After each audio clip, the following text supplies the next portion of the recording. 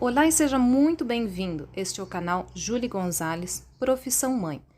Estou trazendo o áudio do livro A Criança, de Maria Montessori, ou O Segredo da Infância, que é o mesmo livro.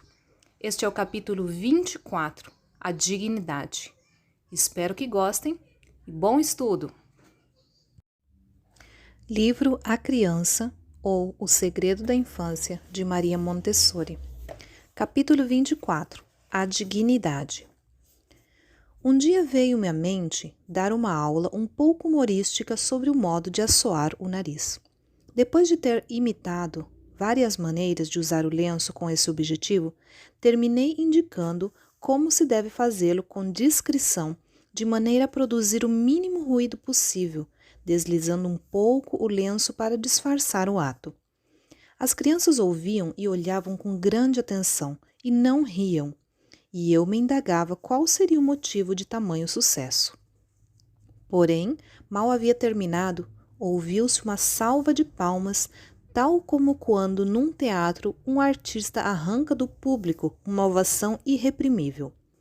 Jamais ouvi dizer que crianças tão pequenas pudessem se transformar numa multidão que aplaudia, e aquelas mãozinhas pudessem manifestar tamanha força.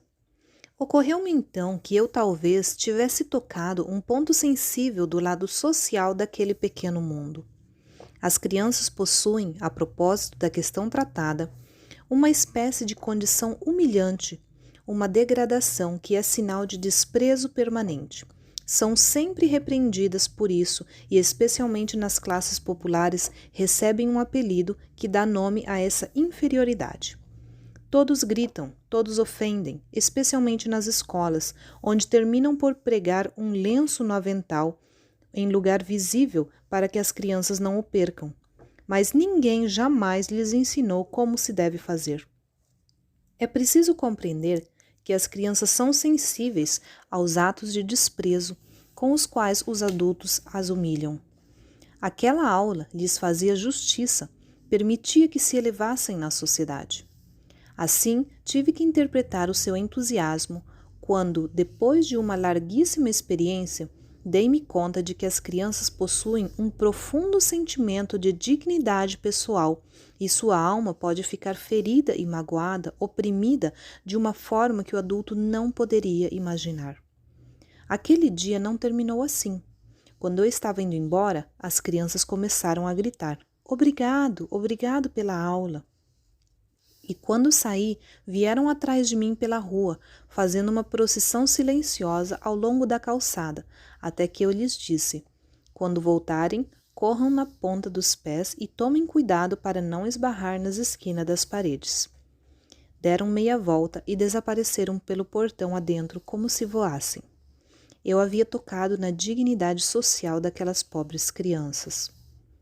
Quando recebíamos visitas, as crianças se comportavam com dignidade e amor próprio, sabiam dirigir seu trabalho e receber com entusiasmo cordial. Uma vez foi anunciada a visita de uma pessoa importante que desejava ficar sozinha com as crianças para fazer suas observações. Fiz à professora a seguinte recomendação: "Deixe que as coisas corram espontaneamente." E virando-me para as crianças acrescentei: "Amanhã vocês terão uma visita. Gostaria que pensassem: essas crianças são as mais lindas do mundo." Perguntei depois quais haviam sido os resultados da visita. "Um grande sucesso", respondeu-me a professora. Algumas crianças pegaram uma cadeira e disseram gentilmente ao visitante: "Fique à vontade."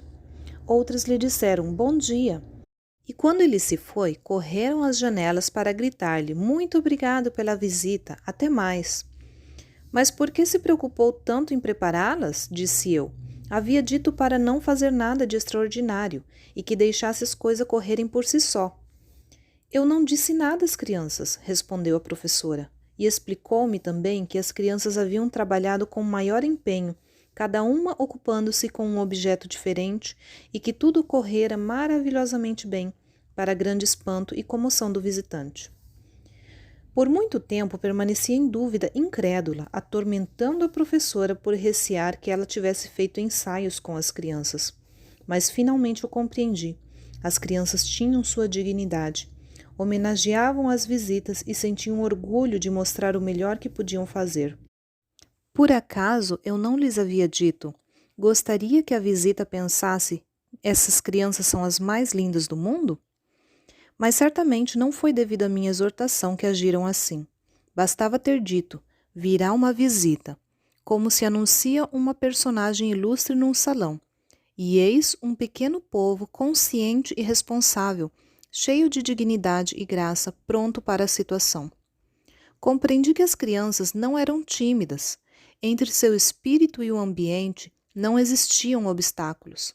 Havia uma expansão plena e natural, como de uma flor de lótus que abre até os estames a corola branca, e assim permanece aberta para receber os raios de sol, exalando um delicado perfume.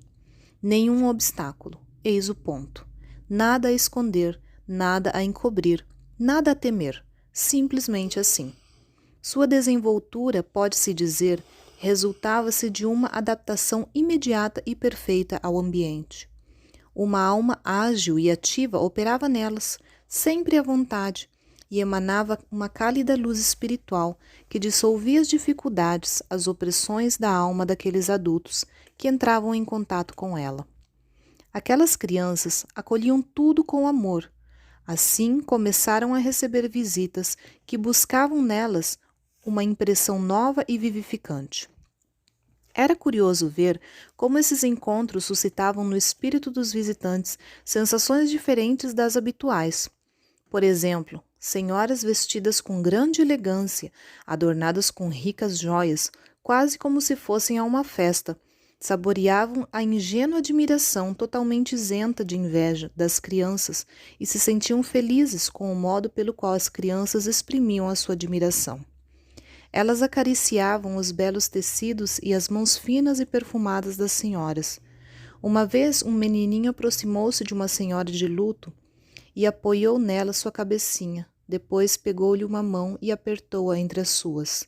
Essa senhora disse, tempos depois, comovida, que ninguém lhe havia dado tanto conforto quanto aquelas criancinhas. Um dia, a filha de nosso presidente do Conselho de Ministros quis acompanhar o embaixador da República Argentina numa visita à casa das crianças. Recomendaram ao embaixador que não fizesse nenhum aviso prévio da visita para poder presenciar a espontaneidade de que havia ouvido falar. Porém, chegando ao local, soube que era feriado e a escola estava fechada. No pátio estavam algumas crianças que se aproximavam. Não faz diferença ser feriado, disse um menino com a maior naturalidade, porque estamos todos em casa e a chave está com o porteiro. Logo começaram a se movimentar e, chamando os colegas pelo nome, fizeram abrir a porta e se puseram a trabalhar. Sua maravilhosa espontaneidade ficou comprovada de forma indiscutível. As mães das crianças eram sensíveis a tais fatos e vinham fazer-me confidências sobre sua intimidade familiar. Essas crianças de 3 ou 4 anos, contavam-me, dizem coisas que nos ofenderiam se não fossem nossos filhos. Dizem, por exemplo, está com as mãos sujas, precisa lavá-las. E também, precisa limpar as manchas das roupas. Ouvindo delas essas coisas, não nos sentimos ofendidas. Elas nos advertem como acontece nos sonhos. Aconteceu que aquela gente do povo foi se tornando mais ordenada e cuidadosa, e foram desaparecendo das janelas as panelas amassadas. Pouco a pouco as vidraças ficaram brilhantes e vasos com gerânios floridos enfeitavam as janelas que davam para o pátio.